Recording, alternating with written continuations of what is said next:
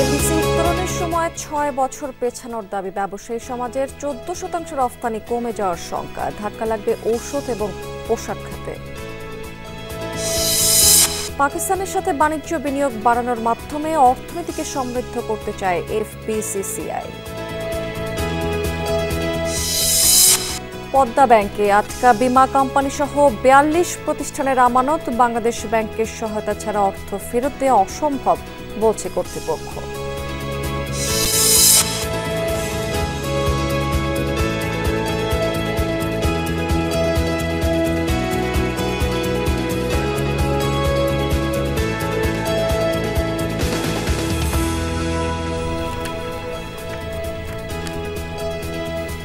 আমন্ত্রণ বিজনেস ট্রুতে এতক্ষণ শিরোনাম দেখছিলেন। এবার চলে যাচ্ছি পুরো খবর এবং পুরো সময় জুড়ে আপনাদের সাথে থাকবো আমি রাবেয়া স্মৃতি।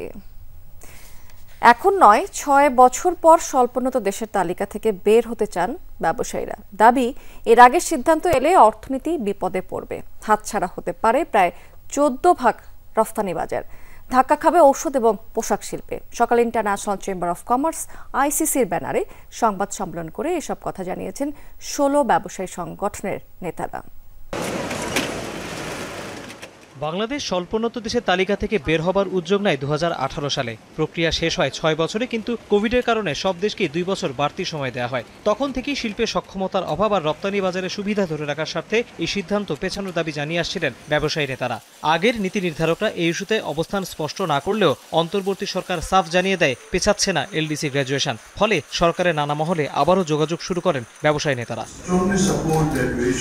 সেই ধারাবাহিকতায় রোববার যৌথ সংবাদ সম্মেলন করেন ১৬ সংগঠনের নেতারা। মূল বক্তব্য রাখেন ইন্টারন্যাশনাল চেম্বার অফ কমার্স আইসিসির সভাপতি মাহবুবুর রহমান। জানান, এলডিসি উত্তোলন হলে সহজ শর্তে ঋণ প্রাপ্তি কমবে, বাড়বে প্যাটেন্টের খরচ। আর্থিক খাতে সংস্কার শেষ করে উন্নয়নশীল দেশ হবার তাগিদ তাদের। বহুমুখীকরণের জন্য চেষ্টা তদবির আমরা বরাবর করতেছি, কিন্তু সামাও হয়ে উঠতেছে না বিভিন্ন কারণে, ইনফ্রাস্ট্রাকচারের কারণে, কারণে, পলিসির কারণে, বিভিন্ন উপরে।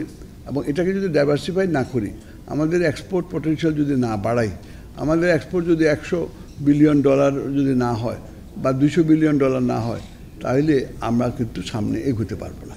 এ সময় মালদ্বীপ, নেপাল, অ্যাঙ্গোলা, মিয়ানমার সহ কয়েকটি দেশের এলডিসি গ্র্যাজুয়েশন পেছানোর যুক্তি তুলে ধরেন মাহবুবুর রহমান। জানান, অন্তর্বর্তী সরকারের সময় কোনো সিদ্ধান্ত আসবে না, তাই প্রয়োজনীয় সংস্কার শেষে পরে সরকারের সাথে এই ইস্যুতে আলোচনা হবে। ইউএন অ্যাপ্রুভালটা কিন্তু 2বার রিভিউ হয়েছে। 2বার রিভিউতে দুবারই তারা এন্ডোর্স করেছে। তো এখন সেটা নিয়ে প্রশ্ন করার মতো আমার তো কোনো সেই ক্যাপাসিটি নাই, এবং আমরা ওই কন্ট্রোভার্সিতে যেতেও চাই না। বাট নেভারদিলেস, যে গ্র্যাজুয়েশন আপনি সারা জীবন ধরেই গরিব মানুষ থাকতে চান, এই কথা তো কোনো মানুষই করে না, স্বীকার করে না। এলডিসি তালিকা থেকে বের হলে উন্নয়নশীল দেশ হয় একটি রাষ্ট্র, এই বিষয়ে চূড়ান্ত সিদ্ধান্ত জানায় জাতিসংঘের committee for development policy CDP. বাংলাদেশের সাথে একই সময়ে গ্র্যাজুয়েশনের তালিকায় আছে নেপাল ও লাওস। তৌহিদ হোসেন, যমুনা নিউজ, ঢাকা। পাকিস্তানের সাথে বাণিজ্য বিনিয়োগ বাড়াতে চায় ব্যবসায়ীদের শীর্ষ সংগঠন এফবিসিসিআই। তারা বলছে এতে সমৃদ্ধ হবে উভয় দেশের অর্থনীতি। দুপুরে ঢাকা সফররত পাকিস্তানের বাণিজ্যমন্ত্রী জাম কামাল খান ব্যবসায়ীদের সমাবেশে যোগ দিয়েছেন।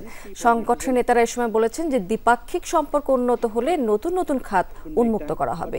এফবিসিসিআই প্রশাসক জানিয়েছেন, পাকিস্তানের সঙ্গে ঘনিষ্ঠভাবে কাজ করা গেলে উভয় দেশের টেকসই উন্নয়নকে উৎসাহিত করা হবে। এফটিএ পিটিএ করার উদ্যোগ নেওয়ার আহ্বান জানিয়েছেন তিনি। এ সময় বলেছেন, দুই দেশের ব্যবসায়ী প্রতিনিধি দল সম্ভাবনা খুঁজে বের করবেন।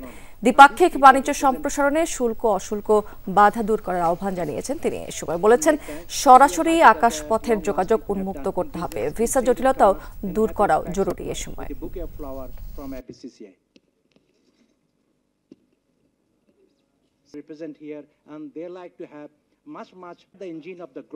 They are the engine of the economy, and these people represent. Couldn't make time. দর্শক, এফবিসিসিআই আয়োজিত এই সমাবেশে এই মুহূর্তে বক্তব্য রাখছেন সেখানে পাকিস্তানের বাণিজ্য মন্ত্রী জাম কামাল খান। আমরা সরাসরি শুনব তার বক্তব্যটি। Take out something from that country's trade opportunity and our opportunity where we can increase our exports and trade. But here in Bangladesh, you just name a product, either you're going to benefit or we're going to benefit, or we both are So the trade volume and the trade value in terms of value and volume both can go 10 times between both the countries. And it's not by exaggeration, it's just by a pure demand. While you all were speaking and I write it down. So it's just something, either you want it or we want it. And it's just not one product, there's so many things. Yes, of course, as I'll be coming and addressing few of the key areas which are impediments, which are slow down things. But we have come across in time to a situation where, alhamdulillah, now we are seeing things positive and forward. And it's not because of any other fact.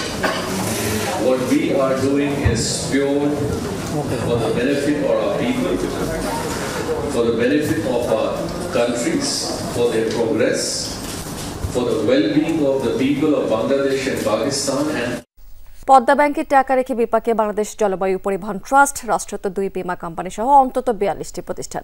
এসব প্রতিষ্ঠানের পাওনা প্রায় 2,500 কোটি টাকা, যা ফেরত পাওয়া নিয়ে দেখা দিয়েছে চরম অনিশ্চয়তা। অর্থ মন্ত্রণালয় এবং বাংলাদেশ ব্যাংকে ধর্ণা দিয়েও কোনো সুরাহা করা যাচ্ছে না। পদ্মা কর্তৃপক্ষ বলছে অবশ্য যে বাংলাদেশ ব্যাংক তারল্য সহায়তা না দিলে এই টাকা ফেরত পাওয়া অসম্ভব। তবে ব্যাংকটিকে সহায়তা দেওয়ার চিন্তা করছে না কেন্দ্রীয় ব্যাংক। অনিয়ম, লুটপাট আর জালিয়াতির কারণে প্রতিষ্ঠার কয়েক বছরের মধ্যেই চরম সংকটে পড়ে সাবেক ফার্মার্স ব্যাংক। গ্রাহকের আমানতও ফেরত দিতে ব্যর্থ হয় ব্যাংকটি। সংকট কাটাতে এগিয়ে আসে রাষ্ট্রায়ত্ত 4 ব্যাংক সহ আর্থিক প্রতিষ্ঠান আইসিবি। 715 কোটি টাকার মূলধন যোগান দেয় এসব প্রতিষ্ঠান। নাম পরিবর্তন করে করা হয় পদ্মা ব্যাংক, কিন্তু সংকটের কোনো সমাধান হয়নি। পদ্মা ব্যাংকে জমানো টাকা ফেরত পায়নি ব্যক্তি ও প্রতিষ্ঠান। রাজনৈতিক প্রভাব খাটিয়ে জলবায়ু পরিবর্তন ট্রাস্টের 597 কোটি টাকা পদ্মা ব্যাংকে জমা রাখতে বাধ্য করে তখনকার চেয়ারম্যান মহিউদ্দিন খান আলমগীর। সুদ আসলে যায় এখন 900 কোটি টাকা। মেয়াদ পূর্তির পরও সেই টাকা ফেরত দেয়নি ব্যাংকটি। টাকা ফিরে পেতে অর্থ মন্ত্রণালয় এবং বাংলাদেশ ব্যাংকে কয়েক দফা চিঠি দিয়েছে সংস্থাটি। পদ্মা ব্যাংকের আসলে বেসিক্যালি ওই ধরনের কোনো অ্যাসেট নাই। তারা বলে যে তারা বাংলাদেশ ব্যাংক থেকে সাপোর্ট চেয়েছে, বাংলাদেশ ব্যাংক সাপোর্ট করলে তাহলে তারা কিছু করতে পারবে, পরিশোধ করতে পারবে। একই অবস্থা বাংলাদেশ টেলিকমিউনিকেশন রেগুলেটরি কমিশন বিটিআরসির। মেয়াদ পূর্তির পরও পদ্মা ব্যাংকে রাখা 25.5 কোটি টাকা ফেরত পাচ্ছে না প্রতিষ্ঠানটি। তিতাস গ্যাসেরও 102 কোটি টাকা আটকে আছে ব্যাংকটিতে। টাকা ফিরে পেতে বাংলাদেশ ব্যাংক এবং অর্থ মন্ত্রণালয়ের সহায়তা চেয়ে দফায় দফায় চিঠি দিয়েছে প্রতিষ্ঠান দুটি। বারবার আমরা যোগাযোগ করতেছি, ওদের পত্র মারফত যোগাযোগ করতেছি, টেলিফোনে অনেকবার ওদের ব্রাঞ্চের সাথে যোগাযোগ করা হয়েছে, কিন্তু ওরা রেসপন্স করতেছে না। পরবর্তীতে ওদের এমডি মহোদয়ের কাছেও অনেকবার আমরা 8-10 বার পত্র দিচ্ছি। ওরা বলেছে ওদের আর্থিক সংকট আছে, এখন সংকট কেটে গেলে ওরা টাকা দিতে পারবে। সরকারের 2 বীমা কোম্পানি জীবন বীমা এবং সাধারণ বীমার প্রায় 200 কোটি টাকা আটকে আছে পদ্মা ব্যাংকে। এর মধ্যে জীবন বীমার পাওনা 156 কোটি টাকার বেশি। স্থায়ী আমানত হিসেবে রাখা এসব টাকা মেয়াদ পূর্তির পর নগদায়নের জন্য কয়েক দফা চিঠি দিলেও তা আমলে নেয়নি ব্যাংকটি। ব্যাংক যখন স্টার্ট করেছিল ফার্মার্স ব্যাংক নামে, তখনই ডিপোজিটটা নেওয়া। টাকা প্রাপ্তির জন্য তো আমরা বারবার তাদের ব্যাংকে যাই, চিঠি দেই, তাদেরকে ডাকাই, এইভাবে প্রসেসটা চলছে, কিন্তু টাকা তো উদ্ধার হচ্ছে না। এছাড়া আইসিবি, চট্টগ্রাম বন্দর উন্নয়ন কর্তৃপক্ষ, পেট্রোবাংলা, বিপিসি, পিডিবি সহ অনেক প্রতিষ্ঠানের টাকা আটকে আছে পদ্মা ব্যাংকে। বিষয়টি নিয়ে কথা বলতে প্রধান কার্যালয়ে গিয়েও ব্যাংক কর্তৃপক্ষের সহযোগিতা পাওয়া যায়নি। তবে টেলিফোনে ব্যাংকের উপব্যবস্থাপনা পরিচালক ইমতিয়াজ উদ্দিন জানান, বাংলাদেশ ব্যাংকের তারল্য সহায়তা ছাড়া গ্রাহকের আমানত ফেরত দেওয়া সম্ভব নয়। এখন এটা মার্জার ছাড়া কোনো গতি নেই। লামসাম ভিত্তিতে কোনো টাকা দিয়ে কোনো লাভ হবে না। এখানে ব্যালেন্স শিটের উপর বেস করে স্পেসিফিক ওয়েতে কতটুকু লিকুইডিটি সাপোর্ট দিলে এই ব্যাংক টার্ন অ্যারাউন্ড করতে পারবে, সেভাবে এখানে লিকুইডিটি ইনজেক্ট করতে হবে। প্রাতিষ্ঠানিক গ্রাহকের আমানত ফেরত দেওয়ার বিষয়ে একটি রোডম্যাপ দিয়েছে পদ্মা ব্যাংক। সেখানেও তারল্য সহায়তার বিষয়টি উল্লেখ আছে। তবে পদ্মা ব্যাংকে আপাতত তারল্য সহায়তা দেওয়ার কোনো পরিকল্পনা নেই বলে জানিয়েছে বাংলাদেশ ব্যাংক। পদ্মা ব্যাংক থেকে যখন রোডম্যাপ পাওয়া গেছে এবং রোডম্যাপে তাদের লিকুইডিটি সাপোর্টের প্রস্তাবনা পেয়েছে, সেই প্রস্তাবনার বিষয়ে বাংলাদেশ ব্যাংক এখনও কোনো সিদ্ধান্ত নেয়নি। এটা বলেছে পদ্মা ব্যাংকের বিষয়ে আসলে বাংলাদেশ ব্যাংক সিদ্ধান্ত নেবে, একটা সামগ্রিক সিদ্ধান্তের পর এই সিদ্ধান্তটাই হবে। বিশ্লেষকরা বলছেন পদ্মা ব্যাংকে রাখা আমানত ফেরত পাওয়া অনেকটাই অনিশ্চিত। তবে নতুন ব্যাংকে এতগুলো সরকারি প্রতিষ্ঠান কেন টাকা রাখলো সেটি বড় প্রশ্ন বলেও মন্তব্য করেন তারা। সরকারি প্রতিষ্ঠানগুলো টাকা ফেরত পাবে কোত্থেকে, যে ওরা যদি টাকা ফেরত না দেয়, আর ওরা তো টাকা ফেরত দেওয়ার অবস্থায় নাই, টাকাগুলো তো সব লোপাট হয়ে গেছে। এটা তো ডেফিনেটলি অনিশ্চয়তার মধ্যে। তো রেজিমের সময় আমরা দেখেছি যে পদ্মা ব্যাংক এগুলো কারো টাকা ফেরত দিতে পারছিল না। পদ্মা ব্যাংকে বাঁচিয়ে রাখার আদৌ কোনো যৌক্তিকতা আছে কিনা তা নিয়েও প্রশ্ন তোলেন বিশ্লেষকরা। রিকভার করতে না পারে তাহলে টাকা তো ফেরত দিতে পারবেন। আলমগীর হোসেন, যমুনা নিউজ, ঢাকা। বাংলাদেশের বিদ্যুৎ খাতে নবায়নযোগ্য জ্বালানির লক্ষ্য অর্জনের বিশাল বিনিয়োগের প্রয়োজন বলে জানিয়েছে Centre for Policy Dialogue CPD. এই সংস্থাটির গবেষণায় বলা হয়েছে যে 2040 সালের মধ্যে দেশে বিদ্যুতের চাহিদা দাঁড়াবে প্রায় 30,000 মেগাওয়াট। চাহিদা মেটাতে নবায়নযোগ্য জ্বালানি থেকে অন্তত 30% সরবরাহ নিশ্চিত করতে প্রায় 35,000 মেগাওয়াট ক্ষমতা সম্পন্ন নতুন বিদ্যুৎ কেন্দ্র বসাতে হবে। এই লক্ষ্য পূরণেই বিনিয়োগ প্রয়োজন 35 থেকে 42 বিলিয়ন ডলার। সৌর এবং বায়ু শক্তি হবে নবায়নযোগ্য বিদ্যুতের প্রধান উৎস। সিপিডি বলছে যে বিনিয়োগকারীদের আস্থা তৈরি করতে আইনি বাধ্যবাধকতা, আন্তর্জাতিক অর্থায়ন এবং আঞ্চলিক বিদ্যুৎ বাণিজ্যের উপর গুরুত্ব দিতে হবে। ঘনিষ্ঠ হচ্ছে ভারত চীন। 50% মার্কিন শুল্কারোপের প্রতিক্রিয়ায় বেইজিংয়ের দিকে ঝুঁকছে দিল্লি, এমন মত বিশ্লেষকদের। শীর্ষ পর্যায়ের বৈঠকে বেশ কিছু যৌথ পদক্ষেপের সিদ্ধান্ত নিয়েছে এই দুই দেশ। তবে কি নতুন বাণিজ্যিক জোট তৈরির দিকে পথে এগোচ্ছে এশিয়ার এই দুই পরাশক্তি? বিশ্লেষকরা বলছেন যে ভিন্ন ভিন্ন স্বার্থে সম্পর্ক উন্নয়নের পথে হাঁটছে ভারত এবং চীন। ফেব্রুয়ারিতেই ট্রাম্প মোদির সাক্ষাৎ হয় ওভাল অফিসে। সে সময় বাণিজ্যিক সম্পর্ক জোরদারের পাশাপাশি ভারতীয় প্রধানমন্ত্রীকে পরম মিত্র হিসেবে আখ্যা দেন মার্কিন প্রেসিডেন্ট। মাঝে কয়েকটা মাস, কিন্তু পাল্টে গেছে সম্পর্কের সমীকরণ। চলতি মাসেই দিল্লির ওপর পড়ে 50% বর্ধিত শুল্কের খড়গ। অপরাধ রাশিয়ার কাছ থেকে জ্বালানি ক্রয় অব্যাহত রাখা। ট্রাম্পের গেল মেয়াদ থেকে গড়ে তোলা সুসম্পর্ক এক ধাক্কায় ঠেকে তলানিতে। এমন যখন সাপে নেউলে পরিস্থিতি, সে সময় চীন ভারতের মতো বৈরী প্রতিবেশীর আচরণে ইতিবাচক পরিবর্তন লক্ষ্য করেছেন বিশ্লেষকরা। মধ্য আগস্টেই দিল্লি সফর করেন চীনের পররাষ্ট্রমন্ত্রী ওয়াং ই। প্রধানমন্ত্রী সহ ভারতের উচ্চপদস্থ কর্মকর্তাদের সাথে হয় বৈঠক। সরাসরি বিমান চলাচল, ভিসা প্রক্রিয়া এবং সীমান্ত বাণিজ্য সহজীকরণ সহ বেশ কিছু পদক্ষেপ নেয় উভয় পক্ষ।